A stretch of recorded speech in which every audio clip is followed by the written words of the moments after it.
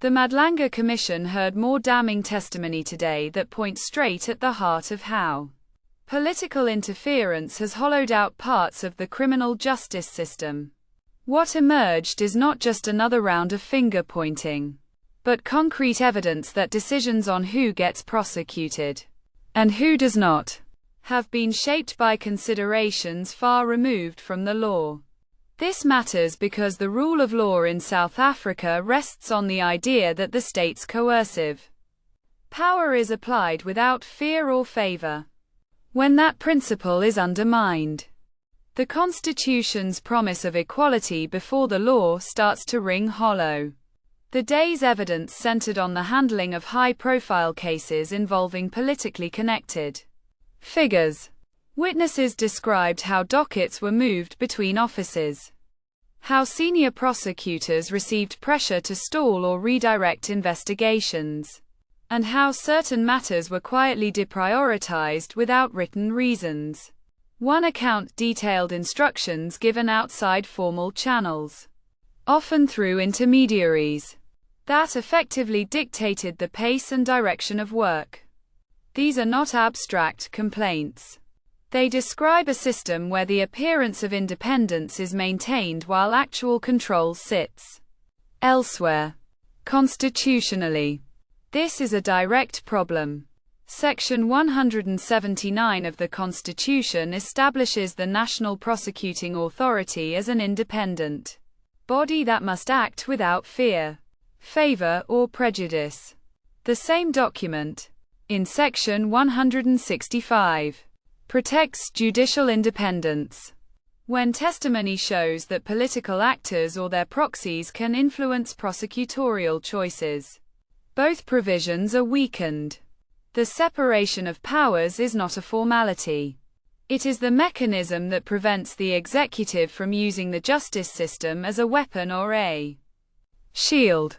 If the Commission's record continues to show repeated breaches of that line, the damage is not limited to individual cases. It erodes the legitimacy of every conviction and every acquittal that follows. The testimony also highlighted the practical consequences. Cases that should have been straightforward were allowed to drag on for years. Witnesses lost confidence that their statements would lead anywhere, and investigators learned to read the political weather before committing resources. This is how selective enforcement becomes normalized. The rule of law does not require every offender to be caught. It requires that decisions about who is pursued are made on lawful grounds alone.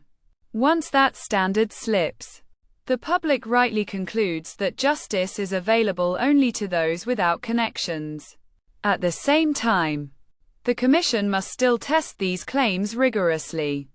Some evidence is hearsay or based on internal frustrations that may not amount to unlawful direction. Fair process demands that accused officials get the chance to respond with their own records and context. The point is not to accept every allegation at face value, but to recognize that the pattern now on record is serious enough to require a clear institutional response. Whatever the final findings on individual conduct, what stands out is how little formal documentation appears to exist for decisions that should have been recorded. In a constitutional democracy, the exercise of public power must be traceable. When key choices about prosecutions are taken in corridors or through phone calls, accountability becomes impossible. That absence of a paper trail is itself evidence of a deeper problem: the normalization of informal power over formal authority. The Madlanga Commission cannot rewrite the past, but its record will shape what happens next. If the testimony is substantiated, Parliament and the executive will have to confront whether current safeguards around the NPA and the police are sufficient. Stronger legislative protection for the prosecuting authority, clearer rules on communication between political office bearers and prosecutors, and real consequences for interference or obvious areas for attention. Without those steps, The constitutional promise that no one is above the law remains aspirational rather than operational. Today's evidence shows how far the gap has grown. Restoring the rule of law will require more than new inquiries.